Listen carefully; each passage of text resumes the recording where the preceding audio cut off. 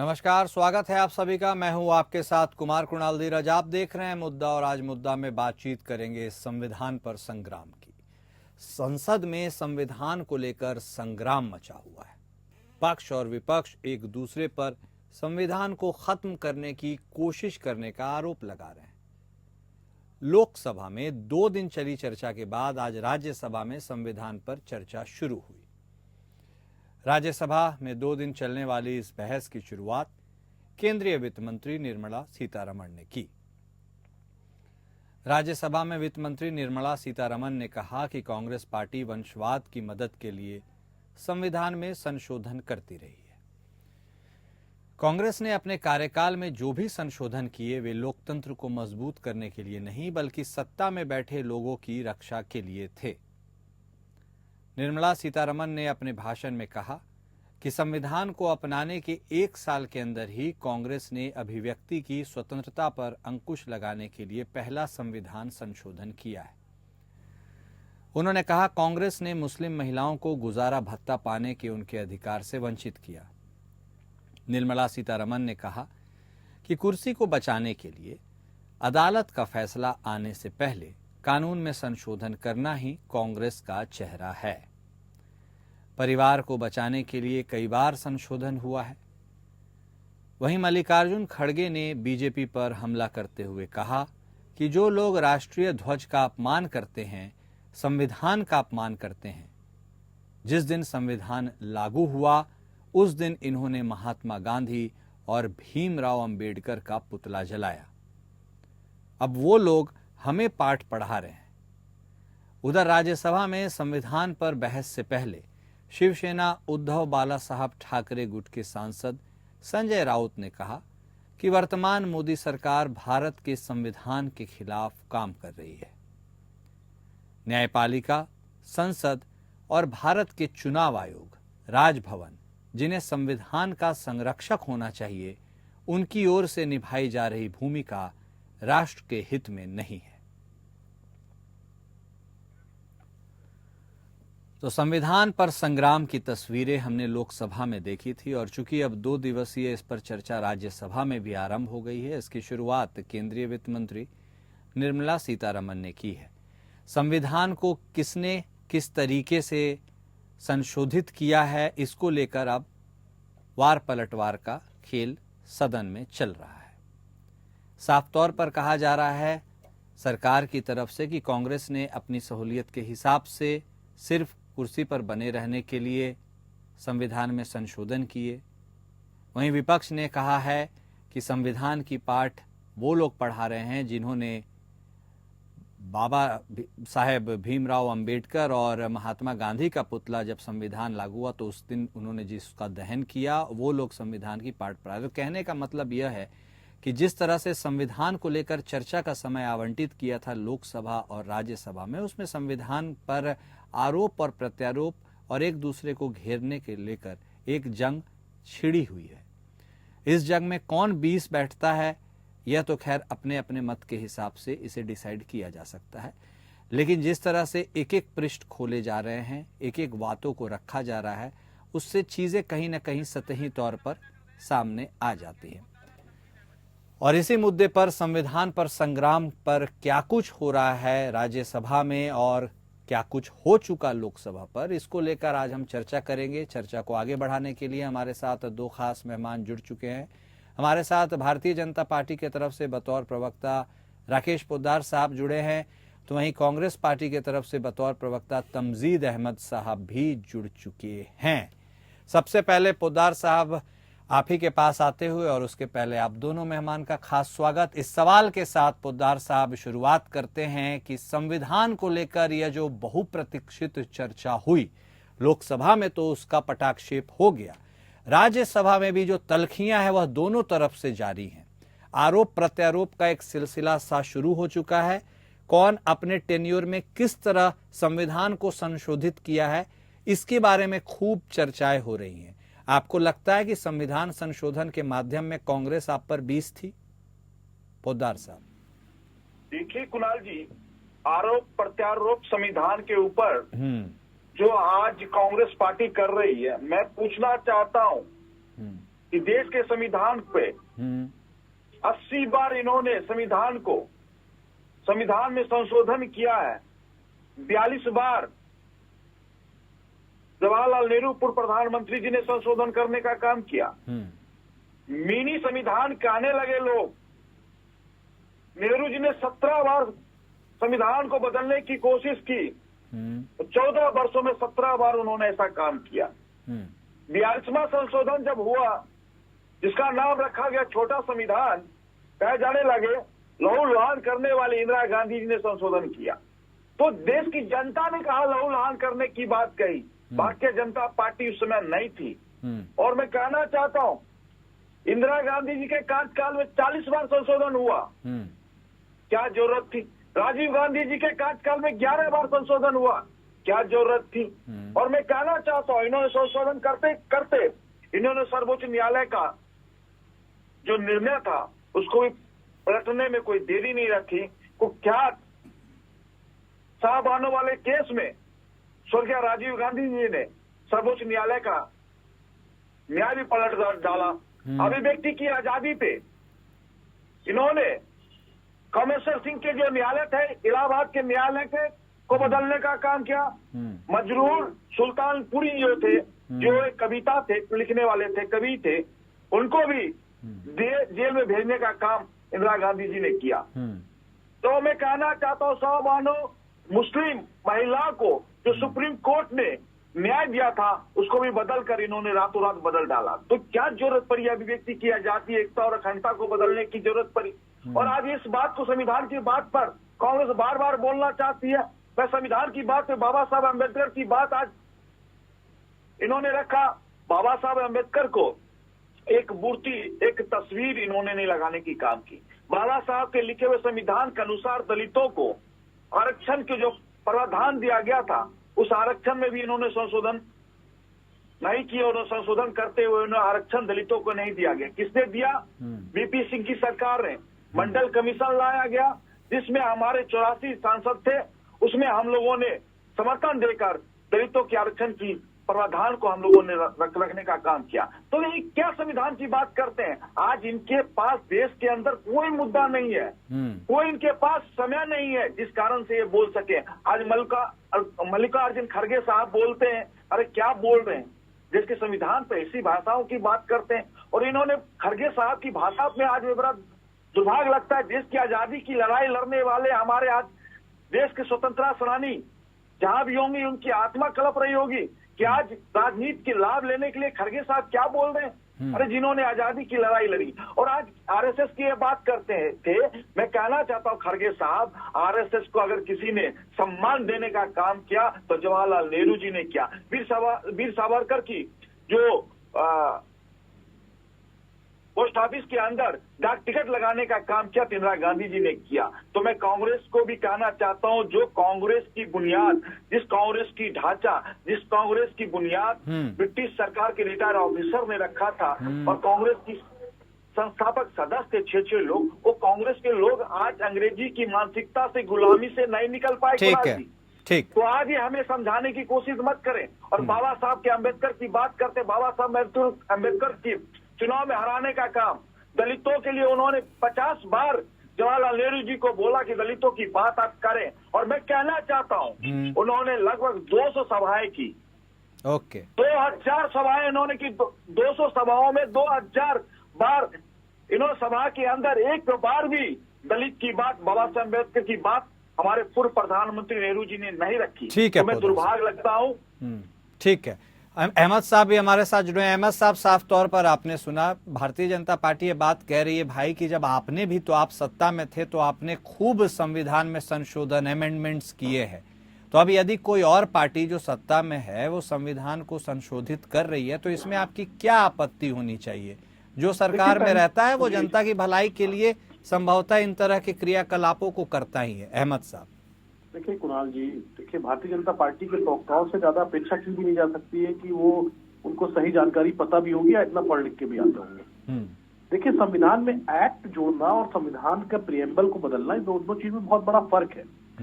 क्यों एक्ट जोड़ना गया? राइट टू इंफॉर्मेशन एक्ट क्यों बनाया गया? ताकि देश की जनता देश के प्रधानमंत्री से भी सवाल पूछ सके। कि हमें इस चीज का जवाब दीजिए कि ये आपने ऐसा क्यों किया। देश के सारे जितने भी संवैधानिक संस्थाएं हैं उनको देश की जनता के सामने पूरी तरीके से जवाबदेह बनाया जा सके, इस वजह से एक्ट बनाया गया। राइट टू एजुकेशन, जिसके खिलाफ पूरी भारतीय जनता पार्टी और आरएसएस इस समय देश के खिलाफ, देश के अंदर कि एजुकेशन न मिले उसके लिए कांग्रेस पार्टी एक बिल लाई थी, राइट टू एजुकेशन, ताकि संवैधानिक व्यवस्था की जा सके कि सारे बच्चों को, देश के सबको शिक्षा का अधिकार मिल सके। राइट टू फूड एक्ट हमने संविधान में ऐड किया, क्यों? ताकि सबको खाना मुहैया कराया जा सके। ये बात कर रहे हैं संविधान संशोधन की। इनके एक नेता थे, संविधान के प्रियम्बल बदलने के लिए एक मेंबर बिल लेके आ गए थे पार्लियामेंट के अंदर। इनकी जो चोरी है कई बार पकड़ी गई है, संविधान की हत्या करने का इनके नेताओं ने बयान दिया है, हमसे मत कहिए। इनके नेताओं ने बयान दिया, लल्लू सिंह ने अयोध्या के अंदर बयान दिया था 400 सीटें दीजिए, संविधान की हम हत्या कर देंगे। हेगड़े ने बयान दिया था पूरे चुनाव में कि 400 सीटें दीजिए, इस संविधान की हत्या कर देंगे। अब सवाल ये खड़ा होता है कि इनकी संविधान से नफरत क्यों है भारतीय जनता पार्टी की, ये आप समझिए। बुनियादी सवाल ये है कि संविधान से इतना नफरत क्यों करती भारतीय जनता पार्टी और आरएसएस। ये संविधान है जो देश के अंतिम पंक्ति पे खड़े हुए व्यक्ति को भी उतनी सुरक्षा देता है जितनी अडानी को देता है। अब इनको ये बर्दाश्त नहीं होता एक अडानी के साथ कैसे देश की अंतिम पंक्ति पे खड़ा हुआ व्यक्ति की सुरक्षा हो रही है। इनको ये बर्दाश्त नहीं होता कि अडानी और अंबानी के साथ देश के गरीब और गुरबों को भी जोड़ा जा सकता है। इनको ये बर्दाश्त नहीं होता कि अडानी का अगर एक माना जाएगा तो देश की अंतिम पंक्ति पे जो इंसान खड़ा है उसका भी एक वोट की कीमत एक ही वोट की है। तो इनको ये बर्दाश्त नहीं होता जिस तरीके से पूंजीवाद को इन्होंने देश के अंदर बेच दिया है, तो इनको ये बर्दाश्त नहीं होता कि इनके जो पूंजीवादी मित्र हैं उनके साथ देश के गरीबों और गुरबाओं को जोड़ा जा सके। बात कर रहे थे वीपी सिंह की। वीपी सिंह से समर्थन ही इसीलिए भारतीय जनता पार्टी ने वापस दिया। ये बात इन्होंने छुपा ली, सारी बातें तो की, लेकिन वीपी सिंह ने जब मंडल कमीशन लेके आए तो जब उन्होंने लागू किया उससे की विरोध में भारतीय जनता पार्टी ने उनसे समर्थन वापस ले लिया था कि कैसे आपने पिछड़ों को अधिकार दे दिया, इस देश के पिछड़ों को ये अधिकार देने की हिम्मत कैसे हुई, तुम्हारी जरूरत कैसे हुई। इसी बिना पे भारतीय जनता पार्टी ने वहां पे समर्थन वापस ले लिया था। ये तो इतिहास के पन्नों में कि भारतीय जनता पार्टी किस तरीके से दलित और पिछड़ों का इन्होंने विरोध किया है, तो किसी से छुपा नहीं है। और इस वक्त भी अगर आप देख लीजिए तो जिस तरीके से पूरे देश के अंदर 90% लोगों का एक तरह से भारतीय जनता पार्टी ने बहिष्कार कर दिया है। आपको ना तो वो जुडिशरी में नजर आएंगे, ना ब्यूरोक्रेसी में नजर आएंगे, ना मीडिया में नजर आएंगे, कहीं नहीं नजर आएंगे। तो देश की 90% आबादी को इन्होंने पूरी तरीके से खारिज कर दिया है, उनका रिप्रेजेंटेशन गायब कर दिया है और पूरी तरीके से वो 10% लोगों के लिए इन्होंने पूरे 90% लोगों का स्टेक इन्होंने दांव पे लगा दिया। अडानी अंबानी के लिए इन्होंने देश को पूरी संपदा को बेच दिया है। तो संविधान की हत्या तो इनकी सोच में है। इन्होंने लगातार इस बात को कहा है। मोहन भागवत ने आरक्षण के खिलाफ बयान नहीं दिया तो 2015 में बिहार में क्या आरक्षण खत्म होना चाहिए। कितनी बार भारतीय जनता पार्टी के नेताओं ने बयान दिया कि आरक्षण खत्म होना चाहिए। ठीक है, इन्होंने एक लबादा ओढ़ रखा है कि लबादा इस वजह से ओढ़ना पड़ रहा है क्योंकि इनके ऊपर दबाव है। SC ST OBC के खिलाफ राहुल गांधी ने जो मुहिम इस समय छेड़ रखी है उनको जनगणना कराने की, जो मुहिम उन्होंने छेड़ रखी है आरक्षण की 50% सीमा को तोड़ने की, जो मुहिम उन्होंने छोड़ रखी है सबको रिप्रेजेंटेशन देने की, जो मुहिम उन्होंने छेड़ रखी है कि कौन वो एक द्रोणाचार्य है जिन्होंने एकलव्य का अंगूठा काटा है, जो मुहिम छेड़ रखी है, भारतीय जनता पार्टी उस दबाव में ये घोषणा नहीं कर पा रही कि हम आरक्षण को समाप्त कर रहे हैं। अदरवाइज अगर आप देखें सरकारी नौकरियां खत्म कर दी हैं पूरी तरीके से, लेटरल एंट्री के जरिए IAS और PCS भरे जा रहे हैं। IAS की जो लेटरल एंट्री अभी तक की है आप डाटा उठा के देख लीजिए, उसमें एक SC एक OBC नहीं है। तो समझ में आता है कि भारतीय जनता पार्टी की नीति क्या है इस देश के लिए। संविधान की हत्या करना, संविधान को खत्म करना और संविधान को पूरी तरीके से नष्ट करना, यही भारतीय जनता पार्टी और RSS की सोच है। लेकिन कांग्रेस पार्टी और राहुल गांधी ये होने नहीं देंगे। ठीक है पोद्दार साहब, इतिहास की बात करना, पीछे क्या किसने किया, इसकी ज्यादा जरूरत या प्रासंगिकता है, या इसकी जरूरत है कि आप किस ओर देश को लेके जा रहे हैं, कौन सा नया इतिहास आप आने वाली पीढ़ी को देंगे? क्या हम हमेशा पीछे के हुए नुकसान को देख करके आगे का रास्ता तय करेंगे? चलिए, हो सकता है किसी ने कुछ किया, क्या आप भी वही करेंगे? मूल मुद्दे जो देश की जनता के लिए हैं, क्या उन्हें टटोलने की ज्यादा जरूरत है बजाय इस आरोप प्रत्यारोप के कुचक्र में फंसने की कि भाई आपने फला आदमी ने ऐसा किया, हमने कुछ नहीं किया, या फला आदमी ने इतना ज्यादा किया, हम तो कम कर रहे हैं? आपको व्यक्तिगत तौर पर और पार्टी के तौर पर आप क्या राय है कि आपको लगता है कि आगे बढ़ने की जरूरत है या पुराने बैगेज को ढोते रहना है? पोद्दार साहब देखिए कुणाल जी, इति जो और बीती जो उसे हम इतिहास कहते हैं जी। अगर हमारे देश की परंपरा रही, संस्कृति रही, संस्कृति के साथ साथ मातृभाषा के साथ साथ इतिहास को भी ले चलना हमारा कर्तव्य बनता है। इन्होंने इतिहास में जो इन्होंने 60 सालों में काम किए उसके अनुसार आज जनता ने, आपने देखा देश के प्रधानमंत्री पहले 13 साल मुख्यमंत्री रहे, गुजरात में उन्होंने काम करके दिखाया। देश की जनता ने 10 साल में इन्होंने काम कर दिखाया। और आपने देखा होगा कि 2024 के लोकसभा में किस तरह कांग्रेस कहते थे कि संविधान को लूटने वाले हैं।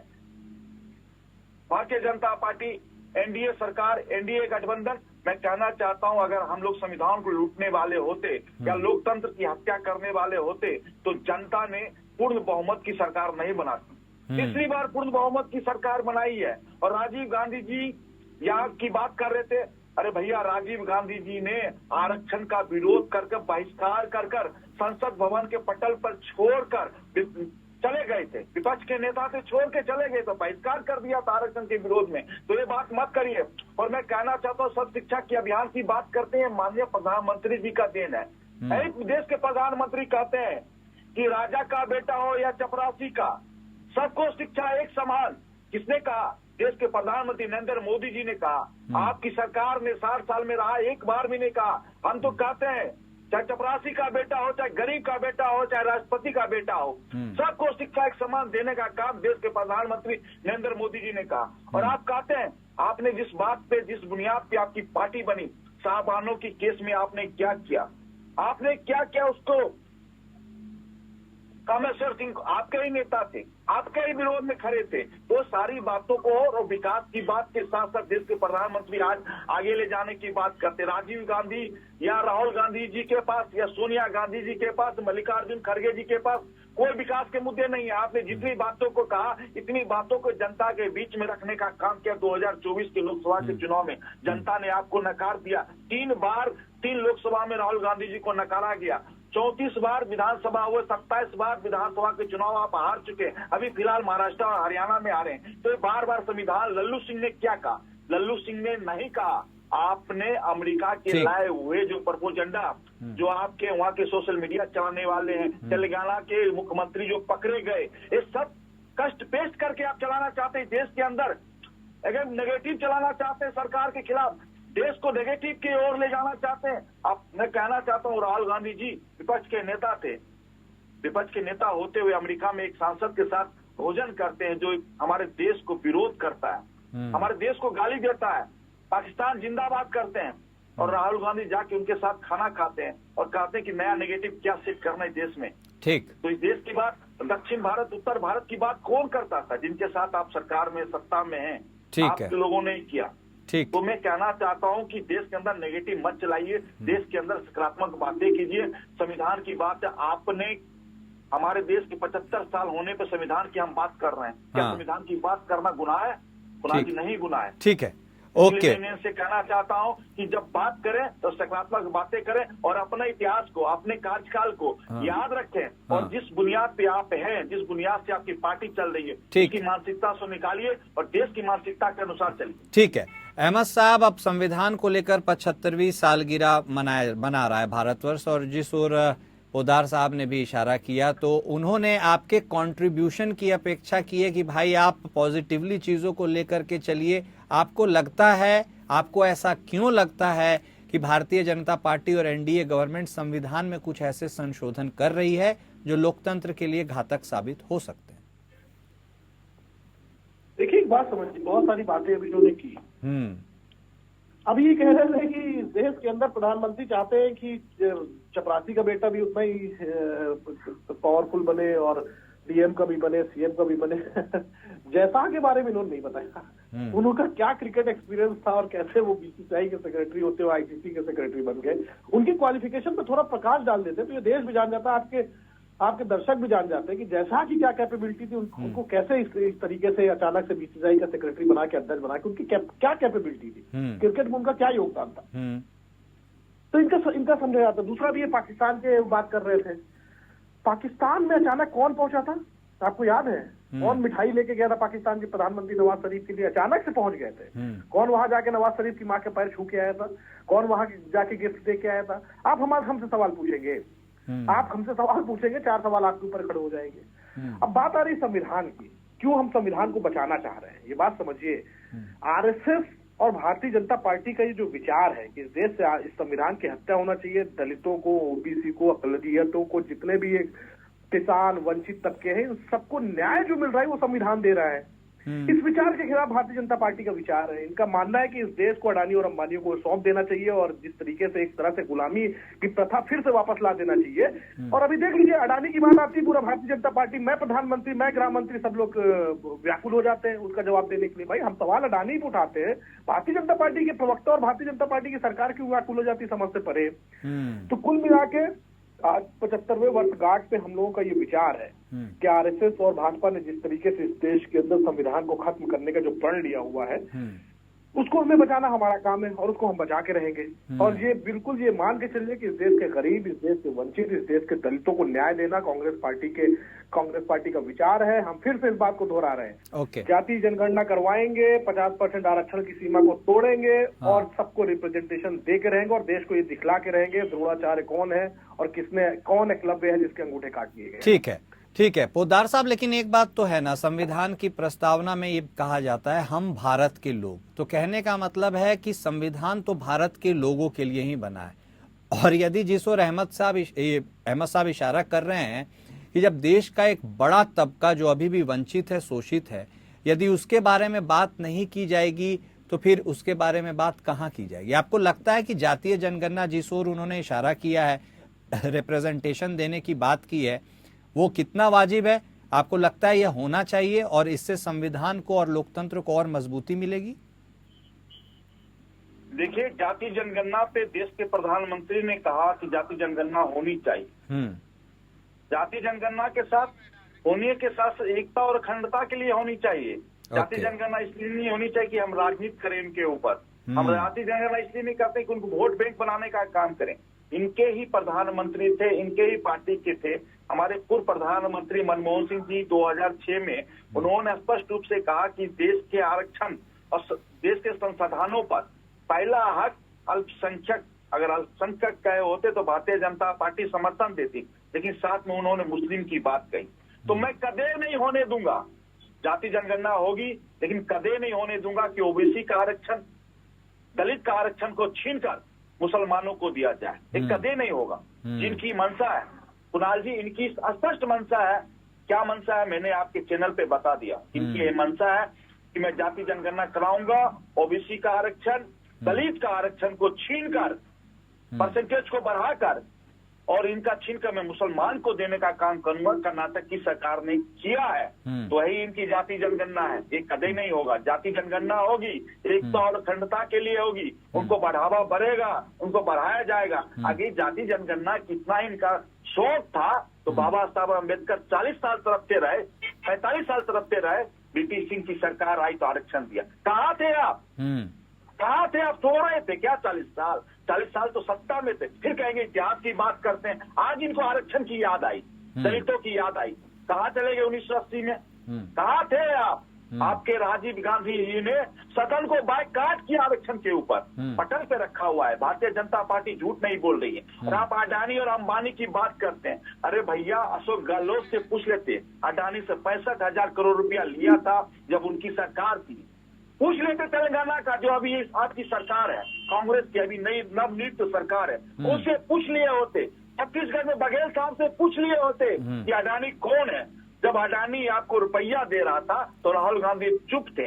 आज राहुल गांधी अडानी की बात करते हैं। अरे अडानी से तो आपको क्या लेना देना? आपको देश की जनता की बात करनी चाहिए। आपने बेरोजगारी पर एक बार भी संसद भवन में संसद को चलने नहीं दिया आज अपने कार्यकाल में। महंगाई पर एक बार संसद भवन को चलने नहीं दिया। मैं कहना चाहता हूँ, आपके चैनल पे कितनी बार बोला हूँ कि अगर इनको इतनी चिंता होती तो प्रश्न लगाते, इनके एक भी सांसद पूछते नहीं सवाल को। सिर्फ अडानी, सिर्फ अडानी, सिर्फ अडानी। अडानी जब रुपया इनको भर कर ट्रक का ट्रक देता था तो चुप रहते थे। जब देना बंद कर दिया तो कह रहे कि अडानी आज चोर है। अरे अडानी चोर किसने कहा? किसने बनाया? सिर्फ अडानी से देश नहीं चल रहा, देश चल रहा है 140 करोड़ जनता के दिए आशीर्वाद से। और कुणाल जी, ये लोग बार बार कहते संविधान, लोकतंत्र, अडानी अंबानी, जनता नकार देती है। राहुल गांधी वही दुकान पर, सोनिया गांधी पुरानी दुकान में पुराना ही माल रखे जा रहे हैं, रखे ठीक जा है। अरे नए नेता को लाइए कांग्रेस में, ठीक नए है। लोगों को लाइए। ठीक है पोद्दार साहब, एक ठीक है, समझ गए पोद्दार साहब, ठीक है पोद्दार साहब, एक क्विक क्लोजिंग कमेंट अहमद साहब आपका भी बहुत जल्दी से 10 सेकंड में आप दे दीजिए। क्यों आपको लगता है जो उद्योगपति नाम का ये फॉर्मूला है उसको सरकारें अपनी कन्वीनियंस के हिसाब से यूज करती हैं? नहीं, कभी ऐसा नहीं हुआ, किसी सरकार में भी नहीं हुआ। अटल बिहारी वाजपेयी जी के टाइम में ऐसा नहीं हुआ कि देश के सारे संसाधनों को सिर्फ एक उद्योगपति को बेच दिया जाए। ठीक, आज वो उद्योगपति इस तरह का चेहरा बन गया है कि उसका पूरा का पूरा सरकार उसके सामने नतमस्तक है।